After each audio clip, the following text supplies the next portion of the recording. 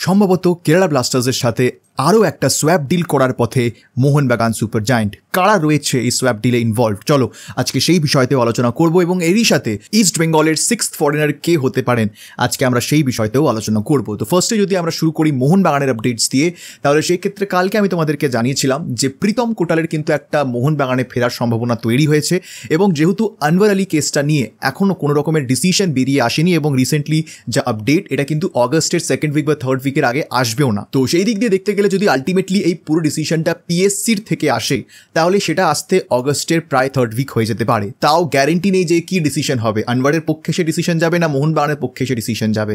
তো সেই কারণে আনওয়ার আলীর একটা ব্যাকআপ বা রিপ্লেসমেন্ট মোহনবাগানকে অনেক আগে থেকে ভেবে রাখতে হবে এবং সেই কারণে আগে প্ল্যান না থাকলেও রিসেন্ট ডেভেলপমেন্টসে প্রীতম কোটালকে কিন্তু মোহনবাগান চাইছে ফিরিয়ে আনতে তাদের দলে। এবার সেই কারণে যেহেতু প্রীতম কোটাল চুক্তিবদ্ধ, সেই কারণে একটা ট্রান্সফার ফি বা কোনো রকমের একটা সোয়াপ ডিলের মাধ্যমেই তাকে আনার চেষ্টা এই মুহূর্তে মোহনবাগান ম্যানেজমেন্ট করছে। এবার এখান থেকে দাঁড়িয়ে অনেকেই বলছেন যে এটা তো হর্মিপামও হতে পারে, এটা প্রীতম কেন তুমি বলছো? তো তাহলে সেক্ষেত্রে দেখো যে হর্মিপামেরও চান্স কিন্তু আছে। আমি একেবারে যে হর্মিপামকে রুল আউট করে দেবো সেরকমটা কিন্তু নয়, বিকজ মোহনবাগানের হর্মিপামের ওপর ইন্টারেস্ট বহুদিনের। তো সেই কারণে হর্মিপামকে যদি তারা নেয় প্রীতমের জায়গায় তাহলে সেটা মোহনবাগানের জন্য একটা বেটার ডিল হবে, এখানে কোনো রকমের সন্দেহ নেই। কিন্তু এই ডিসিশনটা তো মোহনবাগানের হাতে নেই। পেরেন্ট ক্লাব অর্থাৎ কেরালা ব্লাস্টার্স কাকে ছাড়তে রাজি তার উপরেই না পুরো ডিপেন্ড করবে এই ডিলটা। এখন এই মুহূর্তে দাঁড়িয়ে দেখো হর্মিপাম রয়েছেন এবং প্রীতম কোটাল রয়েছেন অ্যাজ দেয়ার ইন্ডিয়ান সেন্টার ব্যাকস। তাহলে সেখানে তুমি যদি আজকে কেরালা ব্লাস্টার্সের জায়গায় হতে তাহলে তোমরা কাকে ছাড়তে? তোমরা প্রীতম তাকে ছাড়তে নাকি তোমরা হর্মিপামকে ছাড়তে? এবং আমার মনে হয় obviously I think most of the people তারা প্রীতমকেই ছাড়ার পক্ষে থাকবেন, বিকজ হর্মিপাম ইয়াং, অনেক বছর এখনও তিনি সার্ভিস দিতে পারেন, অনেক পোটেনশিয়াল রয়েছে তার মধ্যে এবং সব থেকে বড় কথা হচ্ছে এটাও জানা কথা যে তার মার্কেট ভ্যালু এর থেকে আরও বাড়তে পারে যদি তিনি এরকম কন্টিনিউয়াস পারফর্ম করতে থাকেন। তো he is an asset for Kerala Blasters. তারা কেন এখনই তাকে ছাড়তে রাজি হয়ে যাবে? হ্যাঁ, এবার যদি মোহনবাগান নিজেদের থেকে একটা কোনো এমন প্লেয়ার দেয় যার মার্কেট ভ্যালু হর্মিপামের থেকেও বেটার, তাহলে মেবি হয়তো তারা এটা ভেবে দেখতে পারে যে ঠিক আছে আমরা তো আরও বেটার একটা প্লেয়ার পাচ্ছি। তো সেই দিক দিয়ে মেবি একটা চান্স থাকলেও থাকতে পারে, কিন্তু ডিপেন্ড করছে এই সোয়াপ ডিলে কোন প্লেয়ার্সরা ইনভলভড আছেন তার উপরে।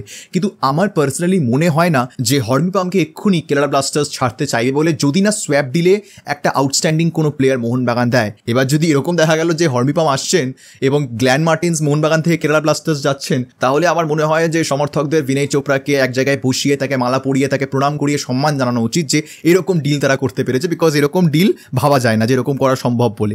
তো সেই কারণে আমি এখনই কিছুই রুল আউট করবো না। বাট দেন দেখো এই মুহূর্তে দাঁড়িয়ে যদি আমরা একটা সোয়াপ ডিলের পার্সপেক্টিভ থেকে দেখি তাহলে এই মুহূর্তে মোহনবাগানের একজন ইন্ডিয়ান সেন্টার ব্যাক দরকার। তো সেখানে হর্মিপাম রয়েছেন, সেখানে কেরালা ব্লাস্টার্সের প্রীতম কোটাল রয়েছেন। এরই সাথে রাহুল কেপিকে নিয়েও একটা আলোচনা আগেও ম্যানেজমেন্টের মধ্যে হয়েছে যে যেহেতু রাইট উইংয়ে একটা তাদের প্লেয়ার দরকার, তারা রাহুল কেপিকেও চেষ্টা করতে পারে। মেবি এই সোয়াপ ডিলে ইনভলভ রাহুল কেপিও থাকতে পারেন। বাট আমার পার্সোনালি কোথাও একটা গিয়ে মনে হয় যে এই সোয়াপ ডিলটা প্রীতম কোটালের জন্যই হচ্ছে। বাট দিজ 3 প্লেয়ার্স আমার মনে হয় প্রবাবল লিস্টে রয়েছে এই সোয়াপ ডিলের। এবার প্রশ্ন হচ্ছে যে এই 3 জন প্লেয়ারের মধ্যে একজনকে পেতে গেলে মোহনবাগানকে কাকে ছাড়তে হবে?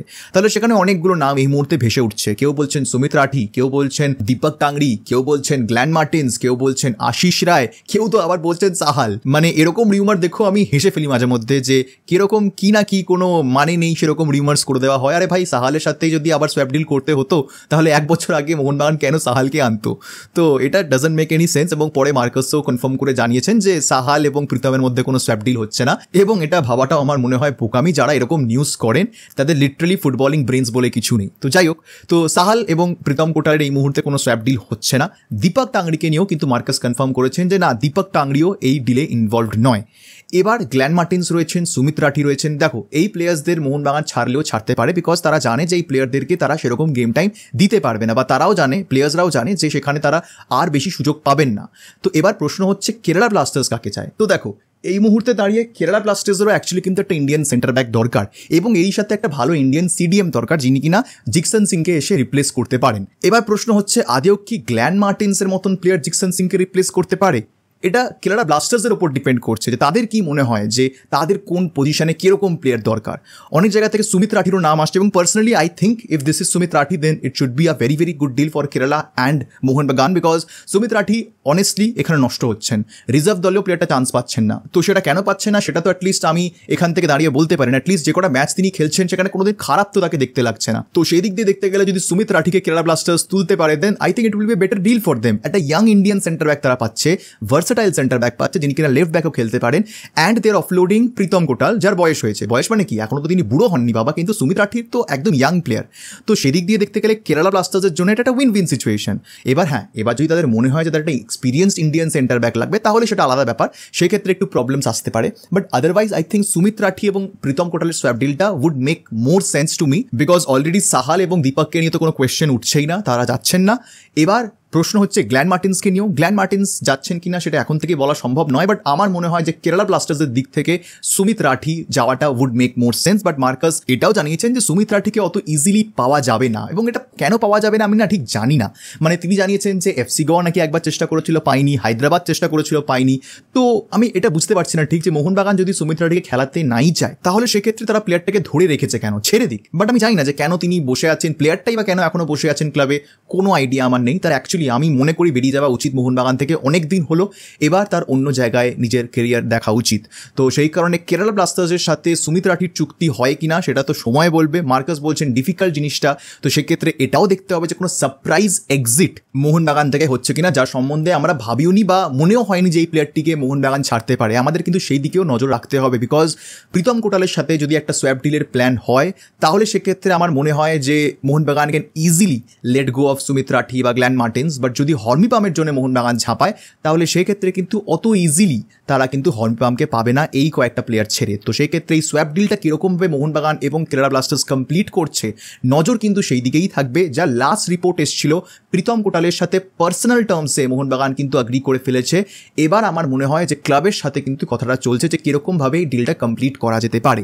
তো সেক্ষেত্রে আশিস রায়ও ইনফ্যাক্ট হতে পারেন এমন একটা প্লেয়ার যিনি কিনা ছাড়তে পারেন মোহনবাগান এবং তিনি কেরালা ব্লাস্টার্স যেতে পারেন, হতে পারে, দেয়ার ইজ আ চান্স।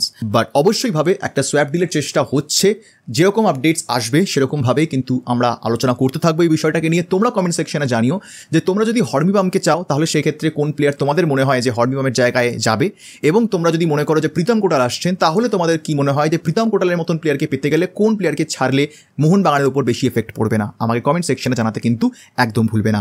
যদি চলে আসি আমরা আজকে ইস্ট বেঙ্গলের আপডেটসে, তাহলে সেক্ষেত্রে দেখো যা রিসেন্ট আপডেটস, ইস্ট বেঙ্গল তাদের 6th ফরেনার সাইন করে ফেলেছেন এবং সম্ভবত হয়তো খুব শীঘ্রই অ্যানাউন্সমেন্টও আসছে এই 6th ফরেনারকে নিয়ে। রিসেন্ট আমি এক জায়গা থেকে পড়ছিলাম যে তার মানে এই নতুন বিদেশির ভিসা পর্যন্ত হয়ে গেছে, বাট নাম কিন্তু এখনো আমাদের কারোর কাছে এসে পৌঁছয়নি বা জানি না। এবং আমি যখন এই মুহূর্তে এই ভিডিওটা করছি মানে এখন রাত 2:12 বাজছে এবং এটা হচ্ছে 22শে জুলাই, এখন অবধি কিন্তু সেই নাম প্রকাশ্যে আসেনি। যে নামটা ভেসে উঠছে এই সার্জি স্যাম্পারনাকে, এটা কিন্তু পুরোপুরি একটা হোয়াটসঅ্যাপে ছড়ানো নাম। তো সেই কারণে আমার মনে হয় না যে সমর্থকদের এই মুহূর্তে দাঁড়িয়ে এইটা নামটার উপরে বিশ্বাস করা উচিত। ইভেন কি মার্কাসও কনফার্ম করে জানিয়ে দিয়েছেন যে সার্জি স্যাম্পার নন এই 6th ফরেনার।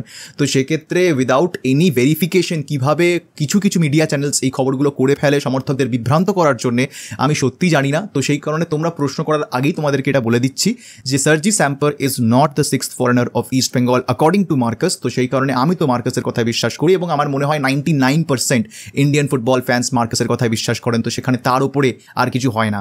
তো ওই দিক দিয়ে দেখতে গেলে দেখতে হবে যে এই 6th ফরেনার কি হচ্ছেন। যা আপাতত যা রিপোর্টস বেরিয়ে আসছে তিনি কিন্তু একজন সিডিএম কাম সেন্টার ব্যাক হওয়ারই প্লেয়ার, যেটা আমার মনে হয় সব থেকে পারফেক্ট চয়েস এমনিতেই হতো ইস্ট বেঙ্গলের জন্য। তো সেই কারণে দেখা যাক যে এই অ্যানাউন্সমেন্টটা কবে আসে।